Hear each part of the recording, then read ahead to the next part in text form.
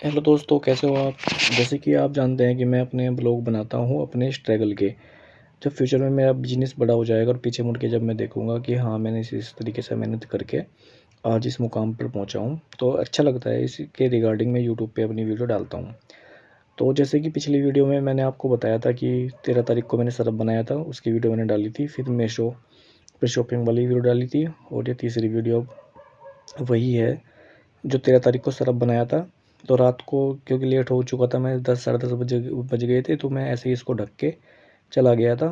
फिर अगले दिन मैं सुबह आया, यानी 14 तारीख को मैंने फिर ये पैकेट पैक किए थे 150 पैकेट पैक करके इनको पहले भरा, फिर मशीन से पैक किया और फिर मैं अपना पढ़ के सो गया था। फिर शाम को अपना जो है उठ के फिर जो है बाहर को थोड़ा घूम घाम के आया और रात को फिर मैं पढ़ के सो गया था।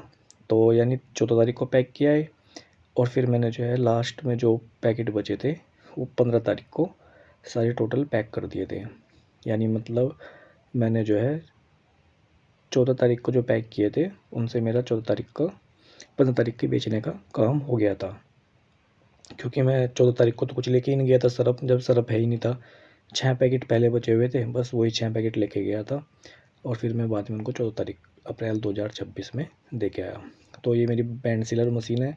इसे वीडियो में मैं इस मशीन में मैं कई बार दिखा चुका इस मशीन को मैं कई बार दिखा चुका हूँ वीडियो में। इसको मैं ही ठीक कर लेता हूँ, जिसमें जब भी कोई प्रॉब्लम आती है तो उसकी सारी सेटिंग वेटिंग सब मुझसे आती है। क्योंकि 2017 में मैंने ये ली थी और एक एक पुर्जा खोल के हर बरसात के बाद यानी सावन के बाद इसकी सर्विस करनी पड़ती है। इसमें जंग लग जाता है, नमक पड़ता है ना सरप में नमक पड़ने की वजह से इसमें जंग लगता है, तो इसकी सर्विस करनी ही पड़ती है। ग्रीस वगैरह लगाना पड़ता है, ऑयल वगैरह लगाना पड़ता है। और जो है इसका हीटर वीटर भी फूका है एक बार, वो भी मैंने ही ठीक किया है। 2 बार हीटर फूक चुके हैं इसके। तो ये मेरी बैंड सीलर मशीन है और ये मेरी छोटी सी फैक्ट्री है। और ये जो है मैं सरप पैक कर रहा हूँ। लिए मैंने तो फ़िलहाल के लिए मैंने ये सिर्फ 150 पैकेट ही पैक किए थे, फिर मैं चला गया था जैसे कि मैंने आपको बताया। तो दोस्तों पहले ये अभी 500 फीट का प्लॉट है, ये मैंने ख़रीदा था 2021 में। पहले वैसे मैंने ये सब पहली वीडियो में भी बताया हुआ है। तो ये इसके जस्ट बगल वाला 1000 फीट का प्लॉट था, वो हमारे एक जानकार का था, पापा के दोस्त का। तो उसमें मैंने टीन शेड डाला हुआ था। उससे मेरी 5 साल का बात हुई थी, एग्रीमेंट वगैरह तो नहीं हुआ था, बस ज़बान से बात हुई थी कि हाँ 5 साल तक ये प्लॉट मेरे पास रहेगा, मैं इसमें 5 साल तक काम कर सकता हूँ। मगर उसने 1.5 साल के अंदर ही वो प्लॉट खाली करवा लिया था। मोटा मोटा मेरे पास वो 2 साल तक रहा था। और उसके टीन शेड में मेरे 1,17,000 रुपये लगे थे 2019 में, और 2021 में उसने खाली करा लिया था। मेरे को 1,17,000 रुपये बेकार गए। वही टीन फिर मैंने इसकी जस्ट बगल वाला प्लॉट खरीद के, 500 फीट प्लॉट था ये, इस पे मैंने टीन शेड डाल दिया था। तो देखो मैंने अभी के लिए मशीन ये तो ये कहानी मैंने पहले ही बताई हुई है आपको। तो अभी जो है सर्फ तो पूरा पैक हो गया 150 पैकेट। मैं अपनी मशीन को इस तरीके से अच्छे से साफ़ करके और जो है जितना भी सर्फ वगैरह लगा रहता है ना मंजन करने के ब्रश से सबको निकाल देता हूँ और बाद में इसको कपड़े से ढक के चला जाता हूँ, जिससे इसमें डस्ट अंदर ना जाए। क्योंकि यहाँ पे ना पाउडर उड़ता रहता है, डोलोमाइट। तो इस तरीके से तो फिर मैं तो पढ़ के सो गया था।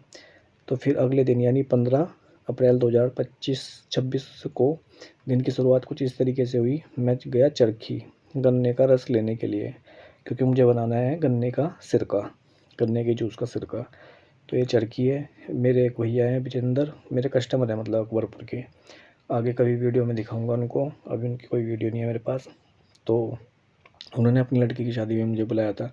अकबरपुर में कश्यप समाज के लोग भी रहते हैं, पूरा मुस्लिम गाँव है वैसे तो पर मेरे उनसे फैमिली रिलेशन से बन चुके हैं। क्योंकि मैं 8 अप्रैल 2012 से इनके यहाँ आ रहा हूँ और अभी 2026 चल रहा है, तो 13-14 साल हो चुके हैं। तो उन्होंने वह अपने खेत का गन्ना था वो चरखी में गेरने के लिए आए थे। तो इसने जो है मुझे उसके बदले उन्होंने 7 किलो गन्ना का रस निकलवा के मुझे दिया। पर मैं 2 डब्बे लेके आया था, एक डब्बा 10 किलो का है, तो दूसरे डब्बे के मैंने पैसे दिए। इसने 30 रुपये किलो के हिसाब से दिए, पर जो है वो मेरे पास सिर्फ 180 रुपये थे। फिर चरखी वाले ने 180 रुपये ही ले लिए, तो मैंने उसको 180 रुपये ही दे दिए। उसने सोचा कि ये 5 किलो का एक डब्बा है, 7 किलो गन्ने पहले दिए हुए थे भैया ने, तो साथ में थे, उन्होंने सोचा कि 5 किलो रस का एक डब्बा भर गया, जो दूसरा डब्बा है उसमें 5 किलो होगा, तो 3 पंजे 15, 150। पर उसने बोला कि इसमें ज़्यादा हो सकता है 5 किलो से, आप मुझे सिर्फ 200 रुपये दे दो। तो मेरे पास 180, तो मैंने 180 रुपये उसको दे दिए थे। पर जब घर आके मैंने कांटा किया इसका, तो दोनों डब्बों में 11-11 किलो रस था। ये मेरे कस्टमर का लड़का है। तो सरफ बेच के आया था, आज मैंने 40 पैकेट सरफ के बेचे हैं। सरफ बेच के फिर दोपहर को खाना खाया और लगभग 2 बजे के आसपास फिर मैं 11 बजे सो गया था। 11:30 बजे के आसपास खाना खा के 2 बजे मैं उठा। 2 बजे उठ के मैंने ये सारा सरफ पैक किया और आज मैंने टोटल सारा सरफ पैक कर दिया। लगभग ये 150 पहले पैकेट थे और लगभग 180-90 के आसपास पैकेट ये थे। टोटल मैंने आज सारे सरफ पैक कर दिया और ये बैच जो है जल्दी ही बिक जाएगा। रोज़ के 40-50 किलो आराम से बिक जाता है। तो लगभग ये 350 के आसपास पैकेट बन रहे हैं, तो ये 6-7 दिन में बिक जाएगा। और अगला सैलरी का भी कुछ रेट कम सा हो गया है, मैंने सुनने में आया है। मैंने फ़ोन करके पूछा था, तो देखते हैं अगली बार क्या रेट पड़ती है सैलरी।